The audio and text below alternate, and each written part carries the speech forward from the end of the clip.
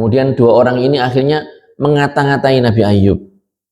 Mereka bilang seperti ini paling Nabi Ayub ini pernah melakukan dosa besar yang tidak pernah dilakukan oleh orang manapun, sehingga dia diberikan sakit seperti itu. Orang ini sudah suudzon kepada Nabi Ayub alaihissalam. Dan ini tidak boleh, Nabi soalnya beliau ini. Nabi, akhirnya Nabi Ayub minta kepada Allah ya supaya disembuhkan agar tidak ada orang yang kena fitnah dan berburuk sangka karena penyakit yang beliau derita ini. Begitu kisahnya para jamaah. Adapun kalau sampai sakit keluar gatal menjijikkan, keluar belatung, mau sholat diambili, habis sholat di masjid taruh lagi, sampai bilang makanlah rezeki Allah wahai ulat kecil, nggak benar sama sekali itu, nggak ada. Nggak benar para jamaah. Kalau seperti itu tidak benar ya. Karena sekali lagi Allah itu maha bijaksana, tidak akan melakukan hal-hal yang seperti itu ya. Jadi dalam hadis yang diriwayatkan oleh Ibnu Hibban, Rasulullah itu menyebutkan Nabi Ayub itu sakit keras parah ya. Selama 18 tahun disebutkan seperti itu ya dalam riwayat itu, tapi tidak ada penyebutan keluar belatung, keluar ulat atau penyakit yang menjijikkan yang menjadikan orang lari, itu tidak ada ya. Dan tentunya penyakit yang diderita Nabi Ayub ini tidak menurunkan derajat Nabi Ayub alaihissalam ya, bukan penderitaan yang merendahkan martabat kenabian beliau ya.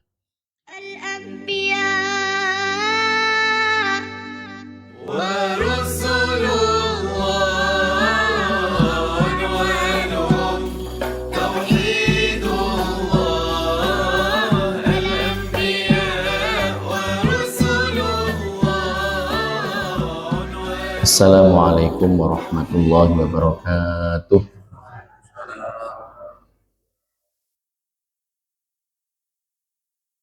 Alhamdulillahirabbil alamin. Wassalatu wassalamu ala sayyidina Muhammadin sayyidil awwalin wal akhirin. Rabbi shrah li sadri wa yassir li amri wa tsabbitna 'alal iman ya akramal akramin. Allahumma la sahla illa ma ja'altahu sahla wa anta ya hayyu ya qayyum taj'alul hazna idza syi'ta sahla. Allahumma rzuqna al-ikhlas fil qawli wal amali wan niyyah. Para jamaah salat subuh Masjid Baitul Ula yang dirahmati oleh Allah Subhanahu wa taala. Alhamdulillah di pagi hari ini kita masih diberikan kesempatan oleh Allah Subhanahu wa taala berkumpul dalam melaksanakan rangkaian ketaatan mulai dari sholat qobliyah 2 rakaat subuh, qobliyah subuh 2 rakaat, dilanjutkan dengan sholat subuh berjamaah. Kemudian saat ini kita akan melanjutkan kajian rutin kita sembari kita niat beriktikaf di masjid yang insya Allah penuh berkah ini. Oleh karenanya, marilah kita hadirkan dalam hati kita niat mencari ridho Allah Subhanahu wa taala dalam melaksanakan rangkaian ibadah yang telah saya sebutkan tadi. Insya Allah di kesempatan yang penuh berkah ini saya akan membahas tentang isu-isu yang berkaitan dengan para nabi. Jadi sebagaimana kita ketahui bahwasanya para nabi termasuk juga para rasul, mereka adalah manusia pilihan, orang-orang yang khusus, istimewa, dipilih oleh Allah Subhanahu wa taala baik dengan pangkat kenabian maupun pangkat kerasulan. Tentunya karena memang pilihan Allah berarti istimewa. Mereka istimewa dari segi fisik dan juga dari segi karakter ya, semuanya seperti itu tanpa terkecuali. Namun sangat disayangkan ada isu-isu yang dilekatkan kepada mereka secara dusta ya, yang nanti insya Allah akan kita bahas satu persatu. Para nabi dan juga para rasul ini adalah manusia luar biasa yang mereka ini disempurnakan dan dilengkapi oleh Allah Subhanahu wa taala dengan karakter-karakter yang mulia. Kita semua tahu bahwasanya para nabi itu di antara sifat yang harus dimiliki oleh mereka adalah siddiq, fatonah, tabligh, amanah, dan seterusnya. Ini adalah sifat-sifat yang pasti dimiliki oleh para nabi. Secara fisik juga sama seperti itu. Mereka semuanya itu orang-orang yang tampan rupawan, ya, fisiknya ganteng, kemudian suaranya indah. Bahkan dalam salah satu hadis Rasulullah Shallallahu Alaihi Wasallam itu menyebutkan ma ba'atsallahu nabiyyan illa hasanal wajhi hasanas saut. Allah Subhanahu wa taala itu tidak mengutus seorang nabi pun kecuali nabi itu punya tampan yang rupawan, punya suara yang indah. Wa kana nabiyyukum sallallahu alaihi wasallam ahsanuhum wajhan wa ahsanuhum sautan. Dan nabi kalian nabi kalian berarti Nabi Muhammad sallallahu alaihi wasallam, karena beliau ini ngomong kepada umatnya, adalah yang paling indah suaranya, yang paling bagus rupanya. Jadi nabi kita, Nabi Muhammad sallallahu alaihi wasallam itu adalah nabi yang paling tampan rupawan dari seluruh para nabi. Dan kebetulan kita sekarang ini kan di bulan Rajab para jamaah. Bulan Rajab itu biasanya para penceramah menjelaskan tentang kisah Isra dan Mi'raj. Pada saat Mi'raj, baginda Rasulullah Shallallahu Alaihi Wasallam, jadi Isra dan Mi'raj ini kan dua peristiwa yang terjadi di satu malam. Ada Isra, ada Mi'raj, ya. Pada saat Mi'raj ini berarti dari Masjidil Aqsa menuju ke Sidratul Muntaha, menaiki tangga atau dalam bahasa Arab disebut dengan Al-Mirqah, tangga yang anak tangganya itu berupa emas dan perak, satu anak tangga perak, satu anak tangga emas, begitu seterusnya.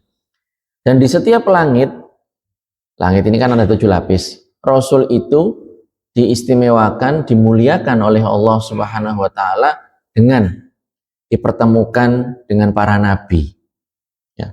Di langit ketiga Rasul itu bertemu dengan Nabi Yusuf alaihissalam, bertemu dengan Nabi Yusuf, dan beliau ketika menjelaskan kepada para sahabat menyebutkan tentang sesuatu terkait Nabi Yusuf, ya.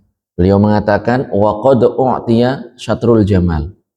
Nabi Yusuf itu diberikan separuh ketampanan. Jadi ketampanan yang full itu separuhnya diberikan kepada Nabi Yusuf. Ya, kulo kali panjenengan ini dapat ya bagian dikit-dikit gitu. Ya ibu-ibu ya. Ya walaupun ibu-ibu mengklaim yang paling ganteng ya suami saya Ustadz, gitu kan. Nggak ada yang lain wes itu ya. Walaupun bangun tidur masih ketean ya dibilang ganteng. Kan ngoten ibu-ibu nggih. Jadi Nabi Yusuf itu ketampanannya itu diberikan separuh ketampanan seluruh dunia ini diberikan kepada Nabi Yusuf alaihissalam. Ya. Orang-orang sebagian memahami oh Nabi Yusuf yang paling ganteng. Bukan, yang paling tampan rupawan adalah Nabi Muhammad sallallahu alaihi wasallam. Jadi intinya adalah semua nabi, semua rasul itu diberikan keistimewaan berupa keindahan fisik dan juga keindahan karakter. Gitu. Namun sangat disayangkan ada kisah-kisah tidak berdasar, ya, cerita-cerita dusta yang itu disandarkan kepada para nabi. Nah ini yang akan kita bahas, ya. Pembahasan pertama adalah tentang Nabi Ibrahim alaihissalam. Nabi Ibrahim alaihissalam. Jadi sebelumnya poin penting yang harus kita pahami adalah seluruh nabi, seluruhnya, mulai dari nabi yang pertama, Nabi Adam alaihissalam, hingga nabi yang terakhir, yaitu tidak lain dan tidak bukan adalah Nabi Muhammad sallallahu alaihi wasallam. Mereka semuanya diutus dengan satu agama, yaitu agama Islam, ya, agama Islam. Inna dina indallahil Islam. Agama yang diridhoi, yang diterima oleh Allah itu hanyalah agama Islam. Nabi Adam sampai Nabi Muhammad SAW. Termasuk juga Nabi Ibrahim, Nabi Musa, Nabi Isa. Dan agama Islam ini adalah satu-satunya agama langit. Tidak ada agama langit selain agama Islam. Kalau seandainya ada yang menjelaskan, oh Yahudi, Nasrani ini agama langit, bukan. Ya, bukan. Nabi Musa seorang Muslim, Nabi Isa seorang Muslim, begitu juga dengan Nabi Ibrahim alaihissalam, beliau seorang Muslim. Ya, itu yang pertama. Yang kedua, semua Nabi itu diantara sifat mereka adalah maksum. Maksum itu artinya adalah terjaga, terpelihara dari perbuatan dosa. Dosa apa Ustadz? Satu, dosa besar. Dosa besar, ya. Dosa besar ini seperti membunuh dengan tanpa hak, berzina, makan harta riba, lari dari peperangan, durhaka kepada kedua orang tua, ya. Ini termasuk dosa besar. Semua nabi tidak ada yang melakukan perkara itu. Terpelihara dari terjatuh kepada perbuatan kufur, syirik. Oh, ini lebih parah lagi nih. Tidak ada seorang nabi yang seperti itu. Semua nabi itu bersih, suci, terjaga, terpelihara dari perbuatan syirik, perbuatan kufur. Tidak ada nabi mantan musyrik, tidak ada. Tidak ada nabi mantan kafir, tidak ada. Tidak ada para jamaah, begitu. Kemudian nabi itu juga bersih, suci dari dosa-dosa kecil yang menunjukkan kerendahan jiwa pelakunya. Seperti mencuri sebutir atau sebiji anggur. Nah, ini termasuk dosa kecil. Tidak ada, walaupun kecil mereka nggak melakukan itu. Curi-curi pandang kepada perempuan ajnabiyah, perempuan yang tidak halal baginya. Tidak ada kayak gitu. Ya. Kalau ustadz atau pokoknya bukan nabi, bukan rasul, bukan malaikat, ya masih ada kemungkinan. Makanya harus tetap hati-hati gitu. Jangan sampai seseorang itu karena status tokoh terkenal kemudian ini nggak mungkin seperti itu dan seterusnya. Tetap harus waspada. Ketentuan syarat harus diperhatikan. Jadi itu garis besar terkait para nabi, semuanya maksum, ya, terpelihara, terjaga dari perbuatan dosa. Nah, yang diisukan kepada nabi yang kita bahas ini adalah Nabi Ibrahim. Itu adalah diisukan bahwa Nabi Ibrahim ini pernah menyembah bintang, pernah menyembah bulan, pernah menyembah matahari. Jadi disebutkan di situ bahwasanya Nabi Ibrahim ini mengalami proses pencarian Tuhan begitu, hingga akhirnya beliau menemukan kebenaran. Lah ini tidak benar para jamaah. Tidak benar. Nabi Ibrahim itu sejak pertama kali ya diberikan pemahaman, beliau langsung paham bahwasanya yang berhak disembah itu adalah Allah Subhanahu wa taala. Kenapa bisa sampai dipahami seperti itu, pemahaman yang menyimpang tadi itu? Karena orang-orang ini ternyata salah kaprah, salah paham terhadap beberapa ayat Al-Quran. Jadi memang ada para jamaah di dalam Al-Quran itu ayat, ya surat Al-An'am ayat 76 dan seterusnya. Di situ disebutkan Nabi Ibrahim melihat bulan, bintang, matahari dan seterusnya. Kemudian beliau mempersoalkan, mempertanyakan. Nah, saya baca ayatnya ya. Allah Subhanahu wa taala berfirman, falamma janna alaihi lailu ra'a kaukaba qala hadza rabbi falamma afala qala la uhibbul afilin. Jadi ketika malam tiba, disebutkan ini makna dari ayat ini, ketika malam itu tiba, Nabi Ibrahim melihat kaukab ini diterjemahkan bintang dan terkadang diterjemahkan planet ya. Nabi melihat kaukab, bintang paling gampang. Kemudian disebutkan di ayat qala hadza rabbi. Kalau diterjemahkan letterlet, hadza ini rabbi Tuhanku. Ya. Falamma afala qala la uhibbul afil. Kemudian ketika tenggelam, Nabi Ibrahim mengatakan, saya tidak mencintai sesuatu yang tenggelam. Ini bukan Tuhan, intinya kayak gitu. Nah, di sini orang banyak terpleset kakinya para jamaah. Ketika mereka membaca qala hadza rabbi, apalagi yang modal terjemahan itu, bukan tafsirannya begitu, ya, mereka terpeleset di sini mengatakan Nabi Ibrahim ini mengalami sebuah proses melihat bintang, kemudian dia menyatakan, oh ini Tuhan, baru ngerti nggak Tuhan, gitu katanya. Lah ini nggak benar para jamaah. Jadi di sini ayat ini bukan bentuk pengakuan ketuhanan Nabi Ibrahim kepada bintang, bukan pengakuan ibadah, melainkan Nabi Ibrahim ini sedang berdialog dengan kaumnya, dengan umatnya, berdialog dan berargumen dengan umatnya, ya. Dan beliau menunjukkan dalil bahwasanya benda langit yang disebut dengan kaukab ini bukanlah Tuhan, ya. Jadi di sini dalam ilmu bahasa Arab, perkataan beliau Nabi Ibrahim hadza rabbi itu bukan penetapan, tetapi itu adalah penolakan para jamaah. Ini adalah pernyataan atau pertanyaan retoris, kalau bahasa kerennya begitu, seperti itu. Jadi atau bahasa Arabnya istifham inkari, bertanya tapi mengingkari, bertanya tapi mengingkari. Dan ini juga kita pakai dalam kehidupan kita sehari-hari. Misalnya seorang suami gitu kan, pagi hari minta request kepada istrinya, Bu, tolong samen bikinkan kopi. Nah, gitu. Kemudian karena ibunya tadi mungkin sibuk apa begitu, istrinya pun datang dibawakan wedang jahe gitu kan.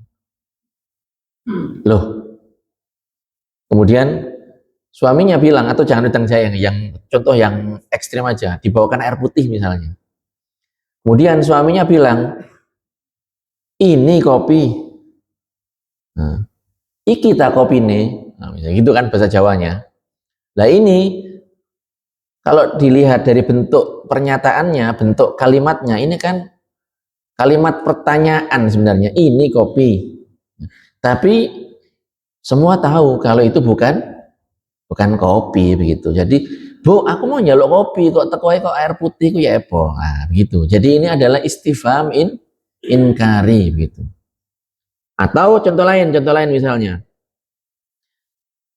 ada teman begitu saling berdialog, kemudian mereka punya anak kan, perempuan begitu, satunya punya teman perempuan, kemudian satunya ini punya calon begitu, aman gelem ta, ya arek ganteng, arek gagah gitu, dan seterusnya, disifati dengan berbagai macam sifat. Ternyata pada saat datang itu sama sekali jauh dari kata tampan begitu, ya, jauh dari kata tampan. Ya walaupun tampan itu relatif ya para jamaah ya, tidak gagah tapi kurus krempeng gitu. Tinggal bisa dikatakan tinggal kulit dengan tulang saja. Kemudian bilang, iki sing jarine gagah. Kan ini kan bukan pertanyaan, ini penolakan. Gak ngandeng blas iki, gak mlebu nek kayak gini. Jadi kriteria mantu saya ini. Nah, ini namanya dalam bahasa Arab istifham inkari, ya. Pertanyaan yang merupakan penolakan. Sama juga seperti itu yang dilakukan oleh Nabi Ibrahim. Ketika beliau mengatakan hadza rabbi, itu ada takdirnya para jamaah. Takdirnya adalah ahadza rabbi, apakah ini layak sebagai Tuhan? Begitu. Jadi bukan penetapan Nabi Ibrahim bahwasanya bintang ini Tuhan, kemudian bulan ini Tuhan, matahari Tuhan, bukan. Karena di akhir ayat disebutkan la uhibbul afilin, saya tidak menyukai sesuatu yang tenggelam, artinya ini tidak layak sebagai Tuhan. Dan ini dikuatkan dengan dalil para jamaah. Jadi bukan sekedar ya itu apa kan perkiraan saja Ustaz, kan bisa yang lain, enggak, ada dalilnya. Dalilnya adalah bahwasanya Allah Subhanahu wa taala sudah memberikan petunjuk kepada Nabi Ibrahim alaihissalam sejak beliau kecil. Ini disebutkan di surat Al-Anbiya ayat 51, Allah berfirman, "Walaqad ataina Ibrahima rusydahu min qabl wa kunna bihi alimin." Jadi sebelum ini kisah ini terjadi, Nabi Ibrahim itu sudah mendapatkan petunjuknya dari Allah Subhanahu wa taala. Ya, sejak pertama kali mendapatkan pemahaman Nabi Ibrahim, begitu juga seluruh nabi itu sudah mendapatkan petunjuk dari Allah, langsung tahu bahwa Tuhannya adalah Allah Subhanahu wa taala. Tidak melalui proses seperti ini. Ya kalau selain nabi ya mungkin melalui proses begitu kan. Kalau nabi tidak seperti itu para jamaah. Kemudian di ayat yang lain ada penegasan ayat yang menjelaskan bahwa Nabi Ibrahim itu sama sekali, kalau bahasa sekarang samsek, sama sekali tidak pernah mengalami fase kufur atau syirik. Benar-benar dibersihkan namanya oleh Allah Subhanahu wa taala. Di surat Ali Imran ayat 67 disebutkan, maka na Ibrahimu Yahudiyya wala Nasraniyya walakin kana hanifan muslima wa ma kana minal musyrikin. Ibrahim ini bukan seorang Yahudi, bukan seorang Nasrani, tapi beliau adalah seorang muslim yang lurus, ya, hanifan muslima wa ma kana minal musyrikin. Beliau juga bukan seorang yang musyrik, ya. Jadi Nabi Ibrahim ini adalah teladan tauhid, ya. Beliau bukan pencari Tuhan yang bingung, bukan para jamaah. Jadi kalau ada istilah Nabi Ibrahim itu mencari Tuhan yang bingung, Nabi Ibrahim aja melalui proses, ya kelihatannya kayak indah, kayak bener-beneran gitu. Tapi ternyata itu fatal para jamaah. Kenapa? Karena menisbatkan sifat syirik kepada Nabi Ibrahim alaihissalam. Dan ini menjadi lemah. Kalau seandainya benar seperti itu, tentunya dakwah Nabi itu menjadi lemah. Halah, saya ngajak-ngajak pengen loh, podo-podo nyembah berhalai gitu kan. Nauzubillah. Itu tentang Nabi Ibrahim alaihissalam. Kemudian yang berikutnya adalah tentang Nabi Yusuf alaihissalam. Tadi sudah kita sebutkan Nabi bersih dari perbuatan zina. Nah, di beberapa penjelasan itu disebutkan isu bahwasanya Nabi Yusuf alaihissalam ini sempat punya niat untuk berzina. Bahkan di sebagian kita itu lebih parah. Sudah, kayak laki-laki mau ya tinggal colok gitu aja. Nauzubillah. Semuanya nggak benar para jemaah. Nabi Yusuf alaihissalam itu tidak seperti itu tadi, juga tidak ada sedikit pun keinginan untuk berzina, tidak ada, sama sekali, tidak ada. Ya, sama sekali. Ya, kalau orang biasa, ya mungkin, ayo gitu kan, nauzubillah. Tapi kalau Nabi Yusuf itu tidak ada sedikit pun keinginan untuk berzina, azam sedikit pun tidak ada para jemaah. Gitu. Kenapa orang bisa sampai punya pemahaman seperti itu? Sekali lagi karena mereka ini salah paham terhadap ayat Al-Quran. Jadi memang dalam ayat Al-Quran itu ada ayat yang dikait-kaitkan dengan makna yang salah ini, ya ada kemungkinan seperti itu, tapi bukan itu maknanya, gitu para jemaah. Yaitu di surat Yusuf ayat 24, Allah Subhanahu wa taala berfirman, "Wa laqad hammat bihi wa hamma biha laula ar-ra'a burhana rabbih." Ya. Jadi kisahnya tentang Nabi Yusuf dengan Zalikho. Ya, kita tahu yang kepincut dengan Nabi Yusuf itu Zalikhonya. Ya, yang tergila-gila itu Zalikhonya para jamaah, bukan Nabi Yusuf begitu. Nunggu kesempatan begitu, semua pintu-pintu dikunci, kemudian mengatakan qalat haitalak, sini diajak zina. Tidak mau Nabi Yusuf. Ya, ketika terjadi peristiwa itu, Nabi Yusuf itu mau menampik siapa? Zalikho. Menampik itu ya apa ya? Dorong begitu loh. Gak mau saya dorong begitu. Mau dorong tapi tidak jadi. Nah, akhirnya beliau berbalik. Makanya kan kalau di kisah berikutnya itu kan disebutkan sobeknya bagian belakang gitu kan. Nah, itu. Jadi ayatnya adalah walaqad hammat bihi wa hamma biha. Masing-masing punya ambisi.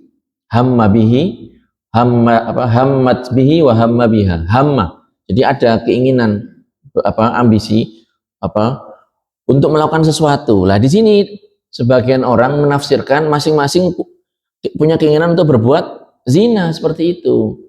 Kemudian disebutkan laula ar-ra'a burhana rabbi, seandainya Nabi Ibrahim itu tidak melihat petunjuk dari Tuhannya. Jadi mereka memahami Nabi Yusuf nih. Nah, mereka memahami Nabi Yusuf itu ada keinginan. Tetapi karena mendapatkan petunjuk dari Allah Subhanahu wa taala, akhirnya nggak jadi. Mereka punya pemahaman seperti ini dan ini keliru para jamaah. Yang benar bagaimana? Yang benar adalah bahwa Nabi Yusuf alaihissalam itu mau punya keinginan untuk mendorong. Jadi hamma biha, mau mendorong Zalikha ini. Tapi karena Nabi Yusuf ditampakkan petunjuk oleh Allah Subhanahu wa taala, sehingga itu diurungkan oleh Nabi Yusuf. Kenapa? Apa hikmahnya? Hikmahnya adalah karena seandainya itu dilakukan oleh Nabi Yusuf, perempuan ini didorong begitu, dan tahu kan di detik atau menit berikutnya itu kan ketika buka pintu kan sudah datang itu suaminya kan, suami Zalikha ini. Nanti akan menjadi bukti bahwasanya yang pengen itu adalah Nabi Yusuf, sehingga ditampakkan petunjuk oleh Allah Subhanahu wa taala. Nabi Yusuf tidak jadi mendorong Zalikha, tetapi beliau berbalik. Begitu, itu yang benar para jamaah ya.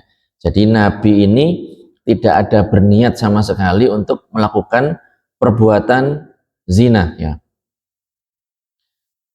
Dan ini disebutkan di ayat-ayat yang lain yang menyatakan bahwasanya Nabi Yusuf itu orang yang bersih dan seterusnya.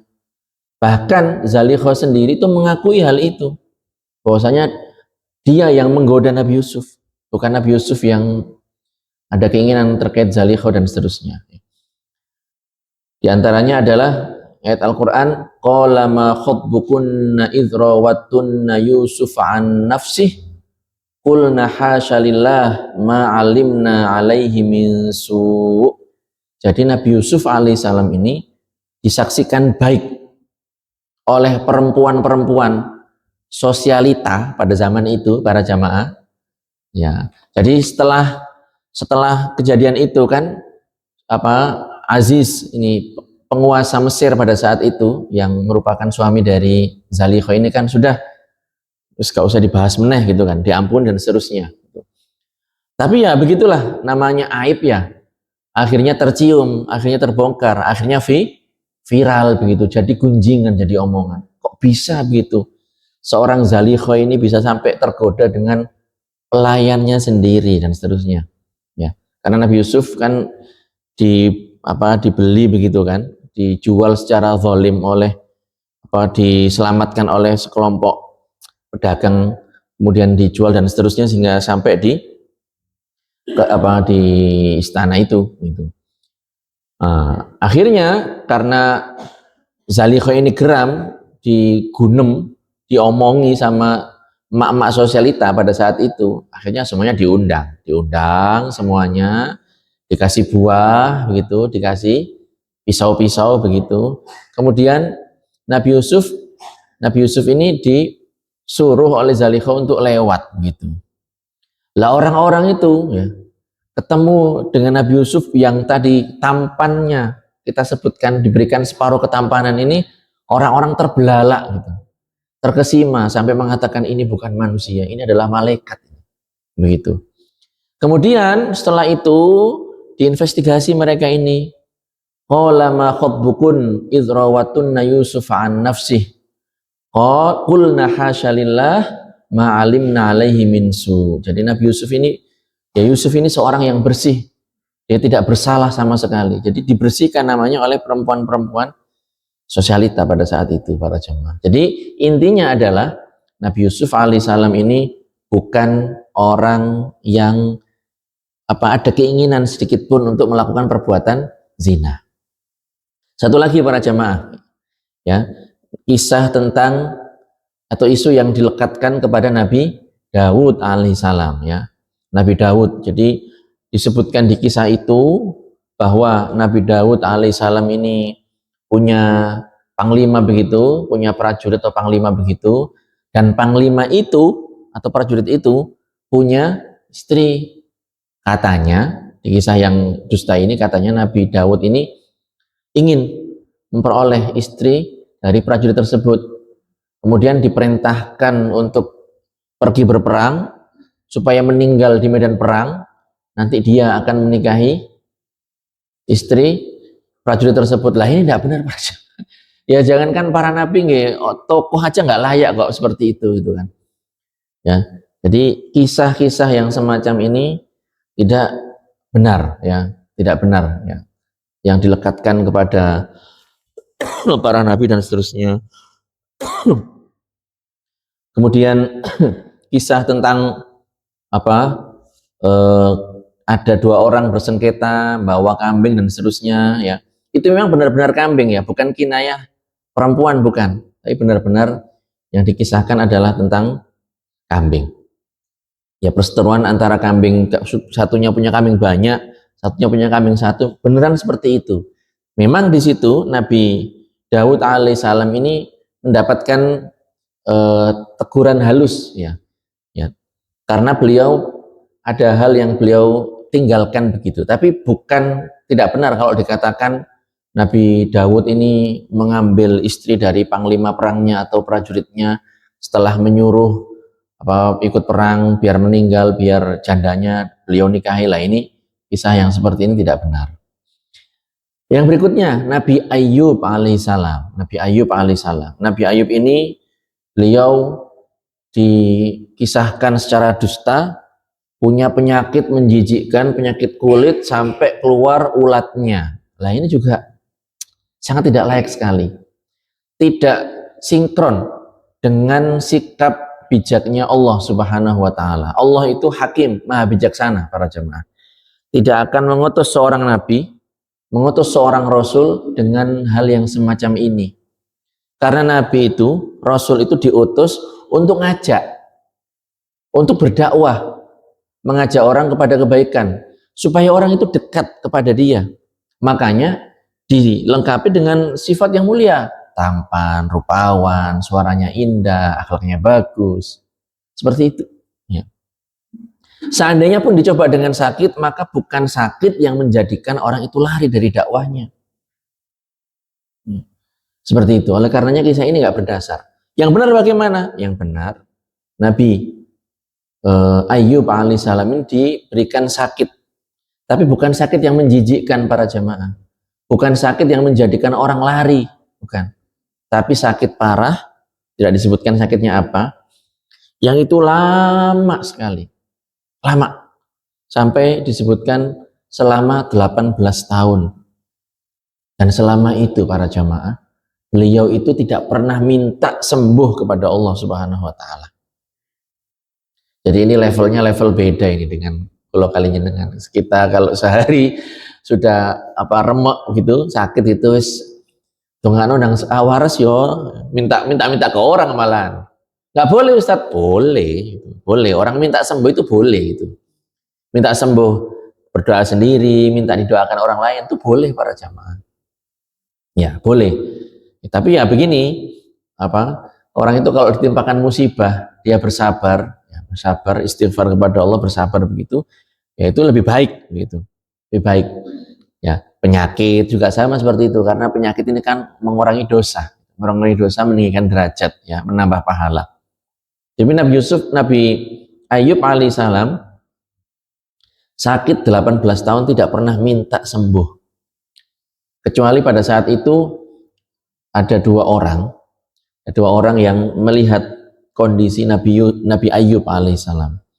Kemudian dua orang ini akhirnya mengata-ngatai Nabi Ayyub. Mereka bilang seperti ini paling Nabi Ayyub ini pernah melakukan dosa besar yang tidak pernah dilakukan oleh orang manapun, sehingga dia diberikan sakit seperti itu. Orang ini sudah suudzon kepada Nabi Ayyub alaihissalam. Dan ini tidak boleh, Nabi soalnya beliau ini. Akhirnya Nabi Ayyub minta kepada Allah ya supaya disembuhkan, agar tidak ada orang yang kena fitnah dan berburuk sangka karena penyakit yang beliau derita ini. Begitu kisahnya para jamaah. Adapun kalau sampai sakit, keluar gatal menjijikkan, keluar belatung, mau sholat diambili, habis sholat di masjid taruh lagi, sampai bilang makanlah rezeki Allah wahai ulat kecil, nggak benar sama sekali itu, nggak ada. Nggak benar para jamaah. Kalau seperti itu tidak benar ya. Karena sekali lagi Allah itu maha bijaksana, tidak akan melakukan hal-hal yang seperti itu ya. Jadi dalam hadis yang diriwayatkan oleh Ibnu Hibban, Rasulullah itu menyebutkan Nabi Ayub itu sakit keras parah ya, selama 18 tahun disebutkan seperti itu ya dalam riwayat itu, tapi tidak ada penyebutan keluar belatung, keluar ulat atau penyakit yang menjijikkan yang menjadikan orang lari, itu tidak ada ya. Dan tentunya penyakit yang diderita Nabi Ayub ini tidak menurunkan derajat Nabi Ayub alaihissalam ya, bukan penderitaan yang merendahkan martabat kenabian beliau ya. Sampai sini para jamaah, mudah-mudahan apa yang saya sampaikan bermanfaat ya, karena kita masih berada di bulan Rajab ya. Kita berdoa kepada Allah, mudah-mudahan kita diberikan keberkahan di bulan ini ya, di bulan Sya'ban ya. Sebentar lagi kita memasuki bulan Sya'ban dan kita dipertemukan oleh Allah Subhanahu wa taala dengan bulan Ramadan. Allahumma barik lana fi Rajab wa Sya'ban wa balighna Ramadan. Mudah-mudahan bermanfaat. Saya mohon izin, sebenarnya saya senang di sini bisa lebih lama dengan panjenengan, bisa kita sharing, tanya jawab, diskusi begitu. Tapi saya mohon izin ini karena saya ada kepentingan, ini langsung mau tindak ke Surabaya. Dan mohon juga doanya para jamaah, ini dua anak saya mau ikut Olimpiade. Di kemarin di Probolinggo ya nggak menduga kok masuk, lah sekarang ini ke level yang lebih tinggi di Surabaya. Mohon doanya. Mari kita bacakan surat Al-Fatihah ya. Mudah-mudahan diberikan yang terbaik ya. Saya tidak tahu yang terbaik itu apa, apakah juara atau nggak juara ya, pokoknya kita minta kepada Allah supaya diberikan yang terbaik. Paling tidak kalau tidak juara ya mendapatkan pengalaman yang berharga begitu, bisa berkompetisi dan seterusnya. Ala hadiniyah wa ala kulli niyatin sholihah. Al-Fatihah. Alhamdulillah. Segera daftar mengaji Syahama Probolinggo, belajar ilmu yang mulia. Ayo ke Syahama, pondok penuh berkah, belajar ilmu yang mulia. Ayo ke Syahama, pondok penuh